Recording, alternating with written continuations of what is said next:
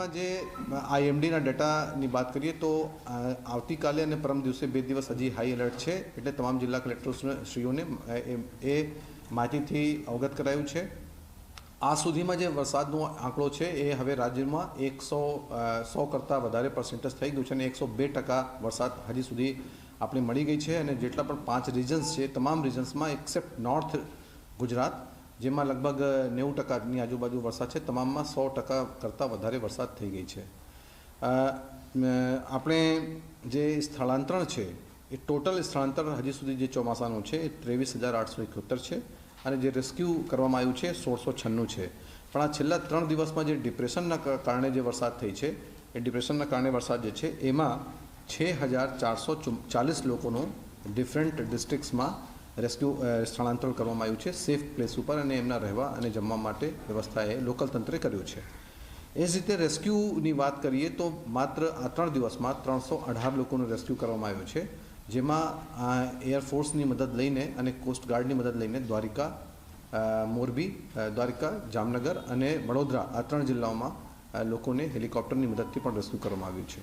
જે total death છે આ 3 દિવસ દરમિયાન જે ડેથ થઈ છે એની સંખ્યા ટોટલ 15 છે, જેમાં લગભગ 7 થી 8 લોકો મકાન પડવાથી એમની ડેથ થઈ અને 2 જણાની ઝાડ પડવાથી મૃત્યુ થઈ, બાકી લોકો તણાઈ ગયા છે એના કારણે એમની મૃત્યુ થઈ છે. અને ટોટલ ડેથનો આંકડો છેલ્લા 3.5 માસનો 112 થયું છે. અત્યારે એનડીઆરએફની તમામ પ્લાટૂન જે છે એ તમામ ડિફરન્ટ ડિસ્ટ્રિક્ટ્સમાં તૈનાત છે 15. અત્યારે અમારી પાસે કોઈ રિઝર્વ નથી, પણ એસડીઆરએફ બી સાથે સાથે છે અને તમામ જિલ્લાઓ કવર કરી લીધા છે. અમુક જિલ્લાઓમાં ડેમ ઓવરફ્લો થવાના કારણે જે લોકો ફસાઈ ગયા હોય એના માટે આર્મીની પણ મદદ લીધી છે અને આર્મીમાં 5 એમના કોલમ, એક કોલમમાં 60 જવાનો હોય છે, મેડિકલ અને એન્જિનિયરિંગના લોકો પણ હોય છે અને તમામ ઇક્વિપમેન્ટ સાથે એ લોકો મોરબી, દ્વારિકા, વડોદરા, જામનગર, આણંદ અને ખેડા એ તમામ જિલ્લાઓમાં એ લોકો પહોંચી ગયા છે અને ડિસ્ટ્રિક્ટ કલેક્ટર્સ જોડે એ લોકો સંપર્કમાં છે. એની સાથે સાથે અમારા જે જામનગરનું છે અત્યારે એક રેસ્ક્યુનું ઓપરેશન ચાલી રહ્યું, 2 રેસ્ક્યુનું ઓપરેશન ચાલી રહ્યું છે જે એરફોર્સ કન્ડક્ટ કરે છે. અત્યારે આશા રાખીએ કે સૂર્યાસ્ત પહેલાં એ લોકોનો પણ બચાવ થઈ જાય.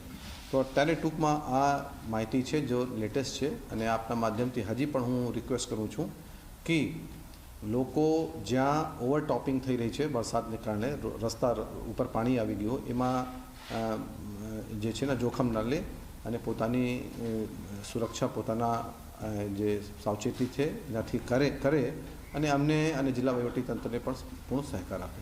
Thank you. હા, 3 દિવસમાં વરસાદના કારણે 15 લોકોના મૃત્યુ થયા છે. હજુ પણ 2 દિવસ રાજ્યમાં ભારે વરસાદને લઈને એલર્ટ છે. અત્યાર સુધીમાં રાજ્યમાં 102% વરસાદ, 100%થી વધુ વરસાદ, 318 લોકોને રેસ્ક્યુ કરાયું છે. રાજ્ય સરકાર તરફથી આ જાણકારી આપવામાં આવી છે, જેમાં 318 લોકોનું રેસ્ક્યુ, 15 લોકોના મોત થયા છે. 3 દિવસમાં વરસાદના કારણે 15 લોકોના મૃત્યુ ગુજરાતમાં થયા છે અને હજુ પણ 2 દિવસ ભારે વરસાદની આગાહી વ્યક્ત કરવામાં આવી છે. રાજ્યમાં અત્યાર સુધીમાં 102% વરસાદ છે. કચ્છ, સૌરાષ્ટ્ર, મધ્ય, દક્ષિણમાં 100% ઉપર છે વરસાદી માહોલ. આ ઉપરાંત રાજ્યમાં 3 દિવસમાં 15 લોકોના મૃત્યુ થયું છે. સરકાર તરફથી આ જાણકારી આપવામાં આવી છે.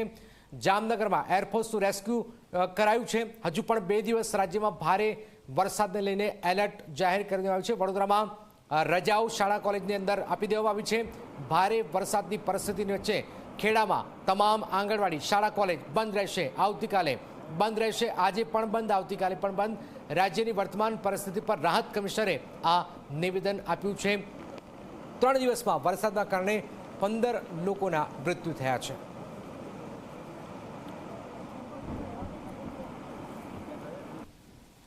તો અત્યાર સુધીમાં 23,878 લોકોનું સ્થળાંતર કરવામાં આવ્યું છે રાજ્યમાં અલગ અલગ જગ્યાઓ પર.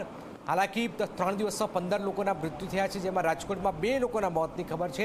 રાજ્યમાં હાલમાં 15 એનડીએફની ટીમ તૈનાત છે, 15 ટીમ તૈનાત છે. આ ઉપરાંત આવતીકાલે લગભગ જે રજાઓ જે છે કલેક્ટર નક્કી કરશે, એમના જિલ્લાની શું પરિસ્થિતિ છે એ કલેક્ટર હસ્તક નિર્ણય રહેશે. વડોદરામાં હાલાકી તાત્કાલિક નિર્ણય લેવાયો છે. અસર છે 2 દિવસ હજુ પણ ભારે વરસાદની આગાહી છે. ગુજરાતના લોકો सावधान रहे, राज्य में ज्યાં છો जैसे थे परिस्थिति में रहे, બિનજરૂરી બહાર નીકળવાનું ટાળો। ઝી 24 કલાક પણ આ વાત કરી રહ્યું છે, સરકાર પણ આ જ વાત કરી રહ્યું છે।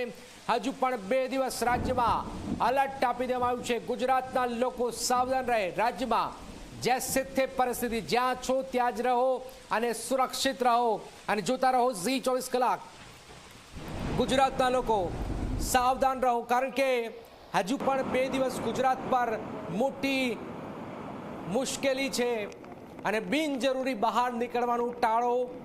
કોઈ ખાસ કોઈ ઇમરજન્સી હોય તો જ બહાર નીકળો, બાકી ઘરે બેસો અને ઘરે બેઠા ઝી 24 કલાક જોતા રહો। આખા ગુજરાતની ખબર ઝી 24 કલાકના માધ્યમથી અમે આપને આપી રહ્યા છીએ।